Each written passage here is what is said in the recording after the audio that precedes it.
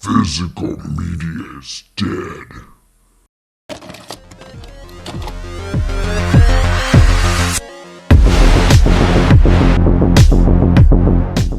Hey movie junkies, welcome back to another special episode of Twin Flicks, where we always here celebrating the magic of movies and most importantly, physical media with you.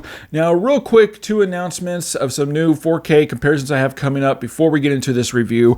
They're both from Paramount Pictures I received just the other day. One is Dragon Slayer, the other is Red Eye. Now these are both 4K UHDs, and we all know Paramount can be really hit and miss with their 4K releases. Some can look like smelly old dog doo-doo in the sidewalk in the summertime. Others can look really nice and a great transfer. So we're going to find out which side this falls on. And I am going to compare it to the previous DVDs here that I have. The main reason is just to see what 4K can really do with all the improvements and benefits. And I also got some other reviews and 4K comparisons coming up, so if you don't want to miss out on it, consider hitting that subscribe button, and when you do so, make sure to hit that notification bell so you can be notified when all the new videos drop. Now, I'm really excited about today's review. I just got it in yesterday from Second Sight Films, and that is George Romero's 1976 film, Martin. Now this just came out on 4K UHD from Second Sight. Now what makes this release so special is that it's been a long wait, a long awaited release.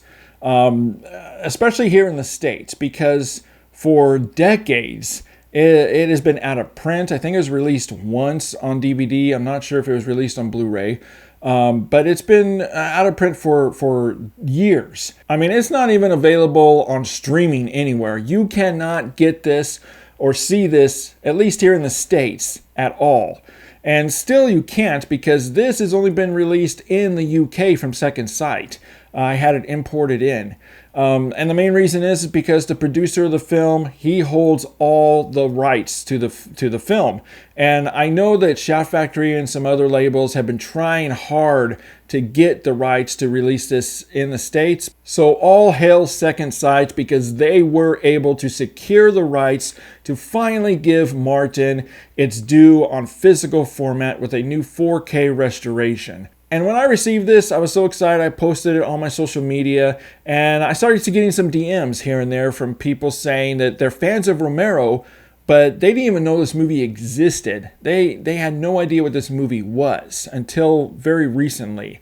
So instead of just doing a 4K review, I decided, let's do a movie review as well and give my thoughts on the movie. So that's how this video is going to work. I'm going to give my review of the film, give my thoughts on the movie itself. Then I'm going to go into the 4K review. And then also I'm going to unbox this and check out all the swag and all the artwork that's inside of here.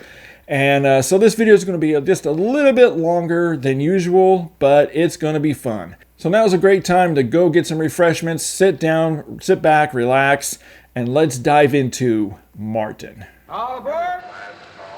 Good morning. Good morning. Good morning. Now Martin is a 20-something, sheltered, troubled, socially awkward young man who's unsure of his place in society and really where he belongs. And oh yeah, he's also a vampire. But this is a George Romero film, which ultimately means there is way more context here beneath the surface. And that's what really sets this vampire movie apart from other vampire films, is by not being your traditional vampire tale.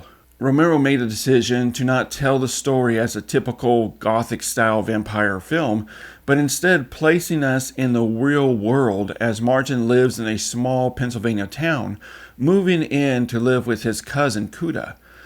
Martin has miles of empty streets that he aimlessly wanders about through, either stalking his next victim or contemplating about how much of a disappointment he is to himself, to his family, but most of all, a general disappointment of decency to society. Martin also wears false vampire teeth, garlic or religious crosses and emolents, holy water or sunlight has no effect on him. Mirrors cast his reflection. He isn't able to seduce his victims through traditional vampire hypnosis. Instead, he has to sedate them by drugging his victims. And that's what George Romero does so masterfully here, is having us sympathize for Martin. We feel sorry for him and his lonely, sheltered existence. Yet at the same time, he commits these horrific, violent acts where we are torn between, is he or isn't he a vampire? There's even a scene where Martin says, "It isn't magic.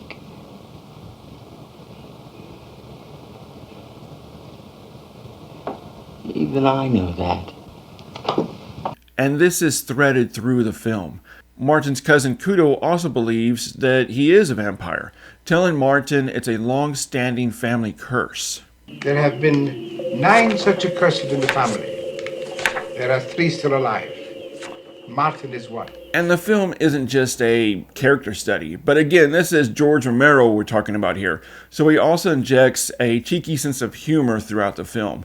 I mean, the first thing Kuda tells Martin when he enters his house is, "First, I will save your soul. Then I will destroy you. I will show you your room." But the film also has some just outstanding and very chilling scenes.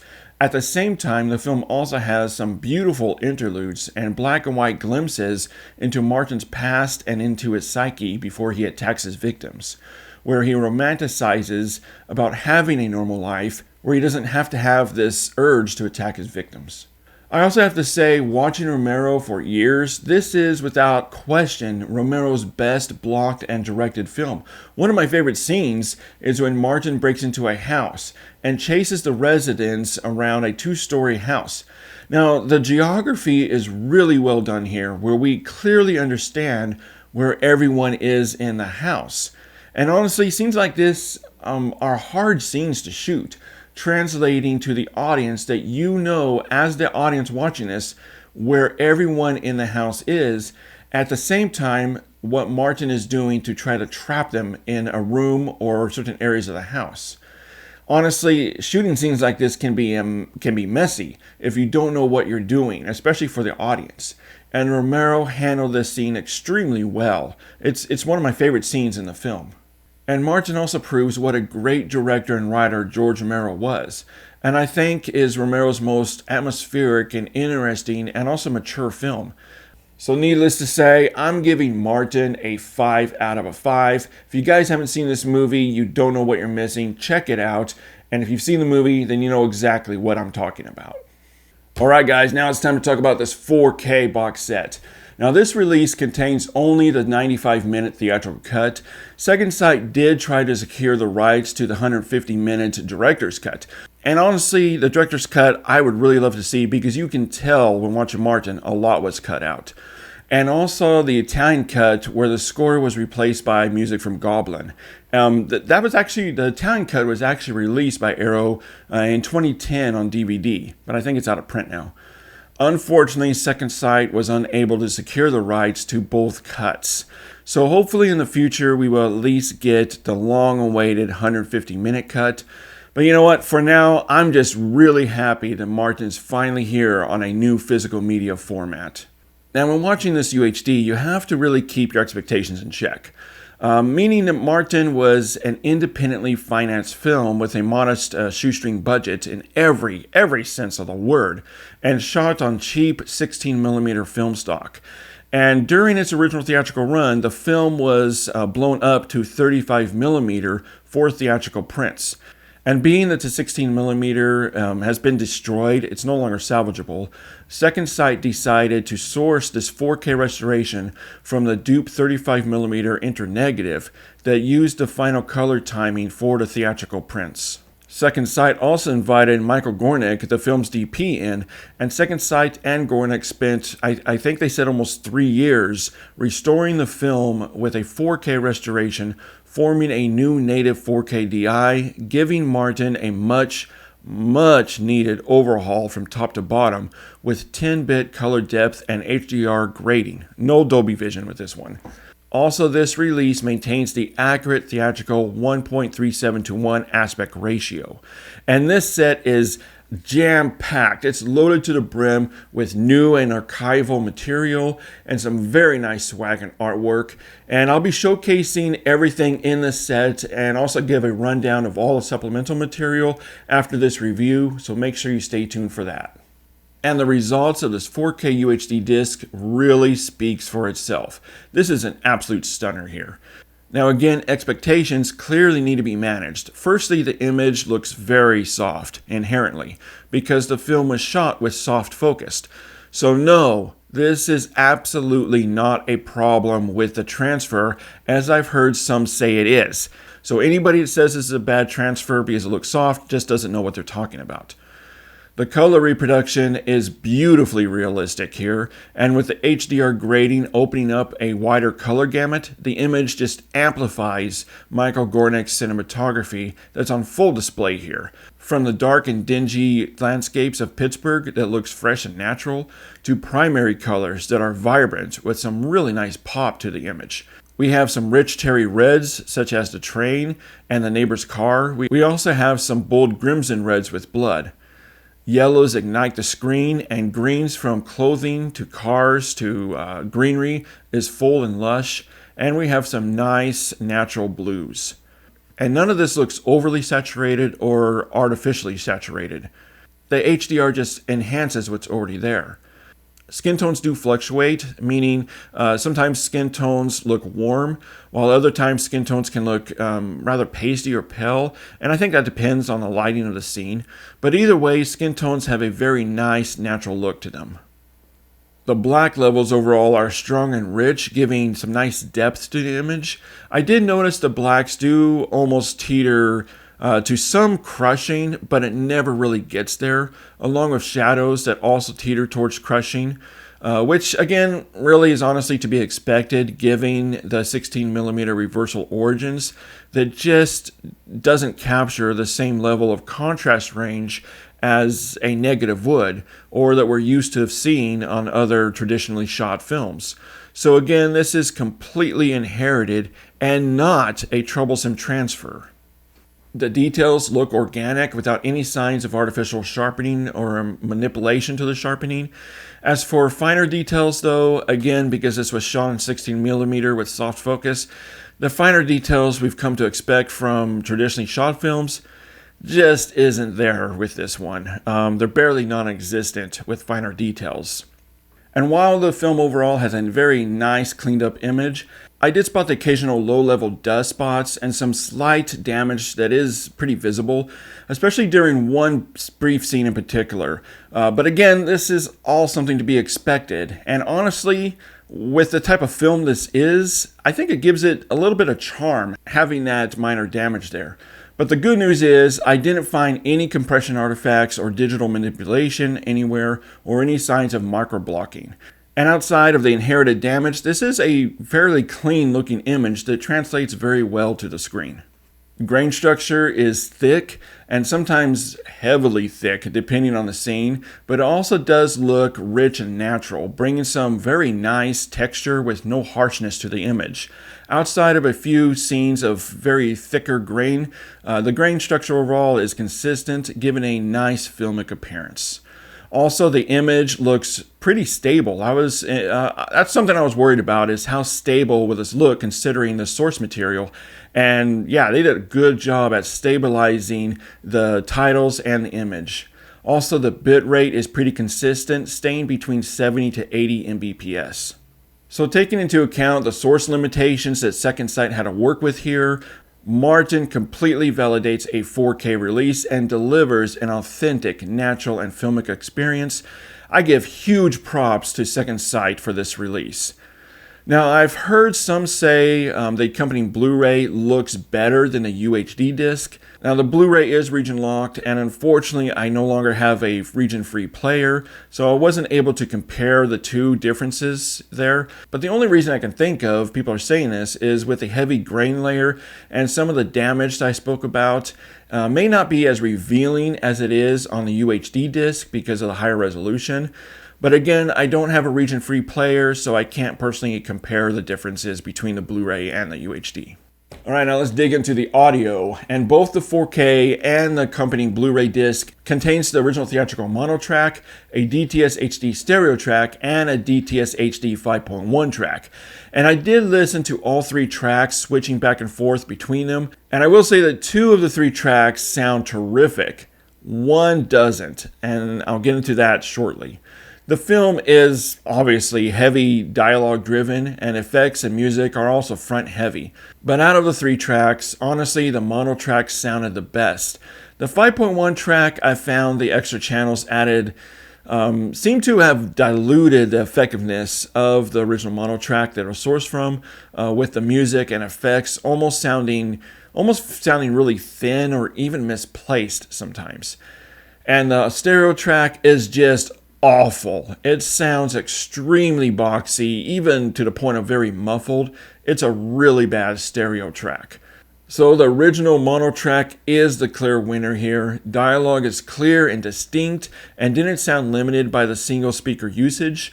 The film's score comes through clear and crisp, and the same can be said for the sound effects, giving body and even some weight to the film's soundtrack. Alright, so here we are, my score for Second Sight's 4K UHD release of Martin. I'm giving the video a 4.5 out of a 5, and the audio a 4 out of a 5. This is a terrific 4K UHD presentation that I was really impressed by, considering the limitations they had to work with from the source material. I give huge props to Second Sight for this release, and it's a must own in your collection. Alright, well, if you stuck with us this long, it's time to showcase this box set, the artwork, and then give a rundown of all the supplemental material, because there's a bountiful in here. So first off, we have this absolute beautiful, rigid, hard slipcase with the original artwork. It also includes a beautiful 108-page book with new essays from film critics and historians, plus a wealth of rare stills and behind-the-scenes images, including original poster artwork, and also includes information of the restoration process. And inside we have a disc book. It includes the 4K UHD disc, a Blu-ray disc, and this is one of my favorite parts of this box set. It also includes the film's score from composer Donald Rubinstein is included on a CD. And also the artwork to this booklet that the discs are housed in. I love it. It just looks great. And next up we have these beautiful character art cards with newly commissioned artwork with each character that just looks great. I love the artwork to this. Alright, now let's run down the supplemental material, and they are both on the 4K UHD disc and the accompanying 1080p Blu-ray disc. We have 4 audio commentaries, which are all great. 2 of them are previously recorded commentaries from the main man himself, George Romero, and actors John Aplus and Tom Savini. The second is an audio commentary from the producer, Richard Rubinstein, the DP, Michael Garneck, and the composer, Donald Rubinstein. And then we have 2 new 2023 audio commentary tracks from film historians Travis Crawford and Kate Ellinger. And it also includes a new 2023 feature-length documentary, and this is the best part of the supplemental material, is this documentary. We have the actor, the DP, and they're walking down the same locations where they filmed Martin back in 1976, and they talk about what happened during the filming of this scene and so on. But we also have some nice up-close and personal interviews with the actor and the DP. And what's really cool is this set also includes a rare short film entitled New and Used Furniture. This is just a beautiful box set, and if you know anybody that says those dreaded words that we all hate to hear, physical media is dead, then point them to this video and this channel, because this is absolute proof that physical media is not dead and it's alive and well thanks to these boutique studios like Second Sight. And I think physical media has a long life ahead of itself. I mean, just look at this film right here in this box set. You can't find Martin anywhere on streaming, and overall for movies itself, you don't get any of this from streaming. Physical media is alive and well. Alright guys, well as usual, I want to thank you for spending a little bit more than a few minutes here with me with this review video. Let me know over in the comments if you ordered Martin and what your thoughts on the movie are. And as usual, keep physical media alive I'll see you next time. First, I will save your soul. Then, I will destroy you. I will show you your room.